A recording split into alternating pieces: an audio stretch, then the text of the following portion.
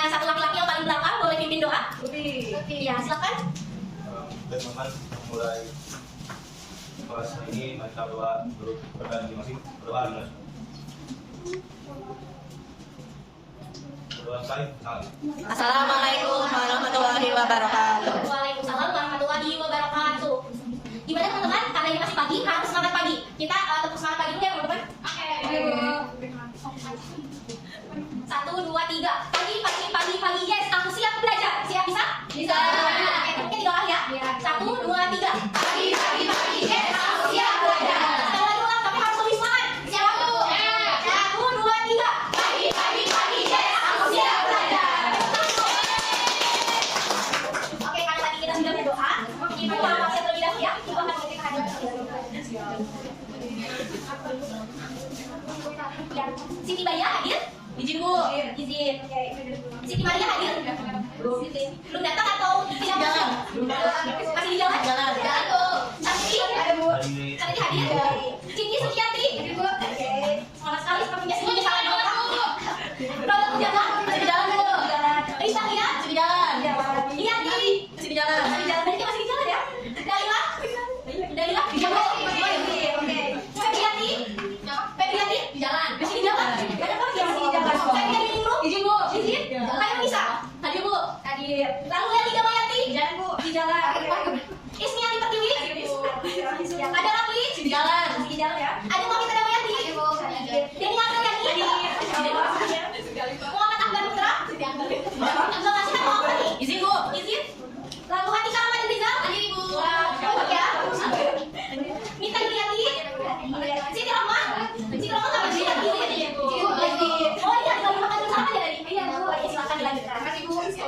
Lalu Yes ada lupa? Siti Kartika? Alifa? Dina Fatimatur?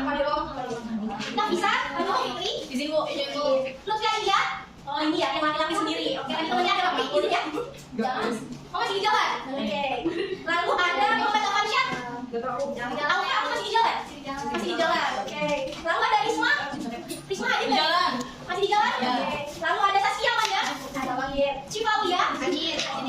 Putri Yasmin? Hadir. Isma Mulyaningsi? Izin Bu. Izin? Sampai kata? Izin. Berarti ada beberapa yang masih di jalan, lalu ada yang izin juga ya? Oke, baik.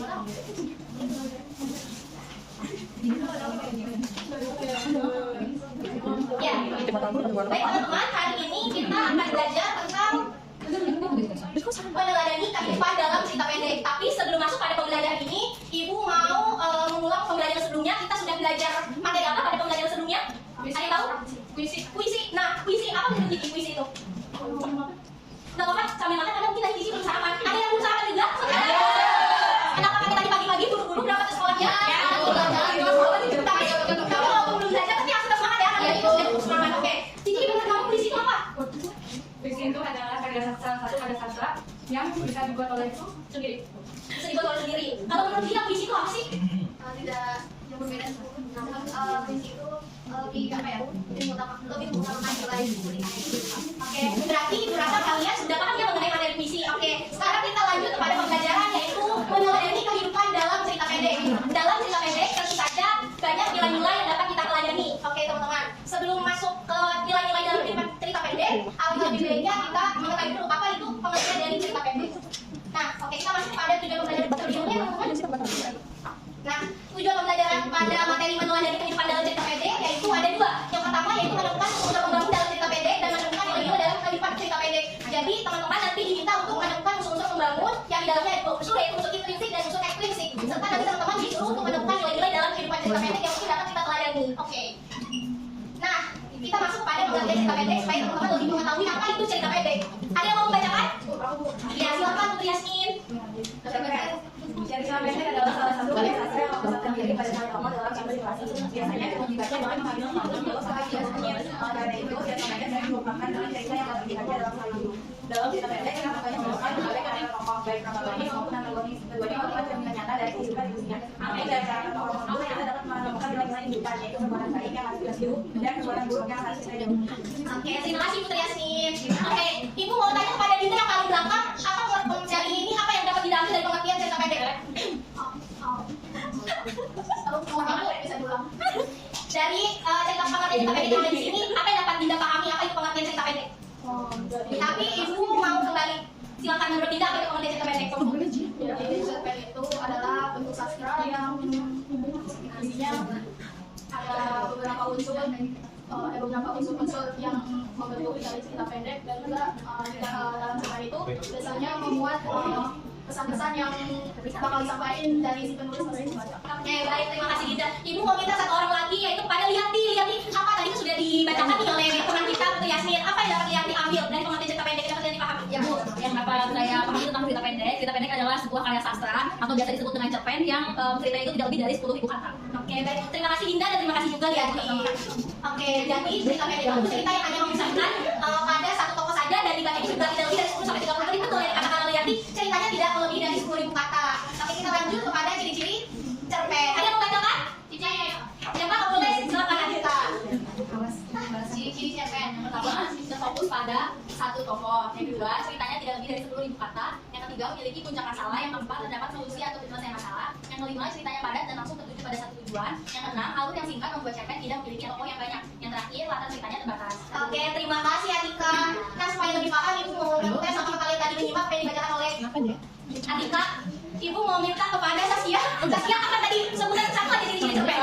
Tidak lebih dari 10.000 kata. Oke, kalau adanya apa itu satu aja ciri-ciri cerpen yang tadi sudah dibacakan oleh Mas?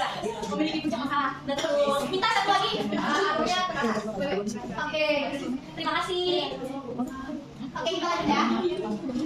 Nah, setelah cerpen, tadi kita sudah mengetahui pengertian dan ciri-ciri, langsung pada unsur-unsur pembangun cerpen. Nah, di sini yang pertama ada unsur intrinsik. Unsur intrinsik adalah unsur yang membangun suatu karya sastra dari dalam. Oke, di sini ada unsur-unsur yang kedua, unsur-unsur intrinsik ada dari bagian 6. Ada yang mau bacakan?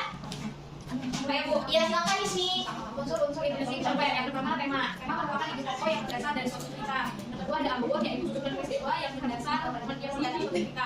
Alur terdapat terbagi menjadi tiga, yaitu ada alur maju, alur mundur, dan alur campuran. Yang ketiga ada latar, adalah waktu, tempat, dan suasana yang berkaitan dengan cerita tersebut. Yang keempat ada tokoh, yaitu orang yang berperan dalam cerita tersebut. Dan yang kelima ada penokohan, yaitu cara mengarang menggambarkan karakter para tokoh. Dan yang terakhir ada sudut pandang, yaitu sudut pandang merupakan suatu cerita. Sudut pandang sebagai dua, itu ada sudut pandang orang pertama dan sudut pandang orang ketiga.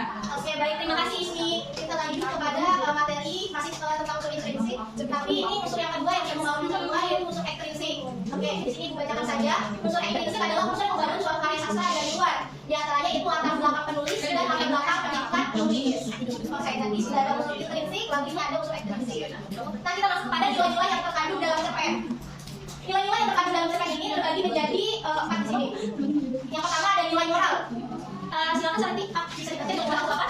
Ya, jadi nilai moral adalah nilai yang berkaitan dengan perilaku seseorang. Ya, tuh. Lalu ada yang kedua yaitu nilai agama. Nilai agama adalah nilai yang berkaitan dengan kepercayaan yang dianutnya. Lalu yang ketiga ada nilai sosial. Nilai sosial adalah nilai yang berkaitan sikap menjalani kehidupan di masyarakat. Yang keempat ada nilai etika. Bisa dibacakan silakan ya. Yang terakhir nilai etika. Oke, nilai etika adalah nilai yang berkaitan dengan kemasan tersebut. Oke, terima kasih Lia. Ternyata masih ada nih, ada 3 nilai lagi yaitu nilai pendidikan, nilai politik, dan nilai budaya. Nilai pendidikan adalah nilai yang berkaitan dengan pendidikan dan biasanya terdapat perubahan tingkah laku tokoh yang sebelumnya kurang baik menjadi lebih baik. Lalu yang kedua ada nilai politik. Nilai politik boleh dibacakan silakan, bisa? Ya. Oke, lanjut aja. Boleh dibacakan nih? Nilai politik. Nilai politik ya Bu. Nilai politik adalah nilai yang berkaitan dengan masalah. Lalu yang terakhir ada nilai budaya. Nilai budaya adalah nilai yang berkaitan dengan adat istiadat di masyarakat. Oke, ini ada salah satu cerpen karya Ibu sendiri. Karena tadi kita sudah membahas materi, langsung saja kita pada penugasan. Sebentar, karena ini hanya satu soal saja. Oke, nanti soal diberikan buat yang ada yang boleh ngomong ke belakang.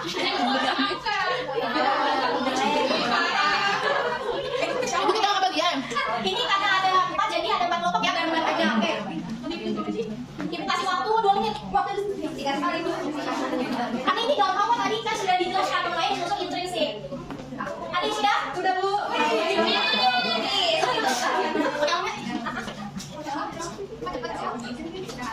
Mungkin karena sampai ini udah paham mengenai materi-materi yang tadi Ibu sudah sampaikan. Oke, jadi jawabannya itu tema ada temanya nikah. Tadi cerpennya apa judulnya? Judulnya Tahan terbang. iya, kemudian ada alur. Alur itu sih menggunakan maju. Tokohnya menggunakan tokoh aku. Kemudian penawarannya si aku ini pintar sekali untuk mengakui kesalahannya, kemudian dia bisa bertanggung kepada orang tua serta bertanggung jawab. Amanat dari cerpen ini juga yaitu jika melakukan kesalahan harus berani mengakuinya dan bertanggung jawab serta tidak akan mengulangi hal tersebut. Itu sudah Bu. Oke, terima kasih pada cerpen ini. Kita beri tepuk dulu. Oke, alhamdulillah tadi kita sudah belajar mengenai materi apa saja. Ada apa aja tadi kita sudah belajar apa yang pertama? Pengertian materi. Apa itu pengertian cerpen? Oke, satu silakan Alifah. Ya Bu, cerpen adalah sebuah kebiasaan yang di dalam terdapat unsur dan ekspresi memperbaiki. Oke, lalu yang tadi selain pengertian kita sudah belajar apa yang kedua? Ciri-ciri. Lalu yang ketiga tadi kita sudah belajar apa? Unsur.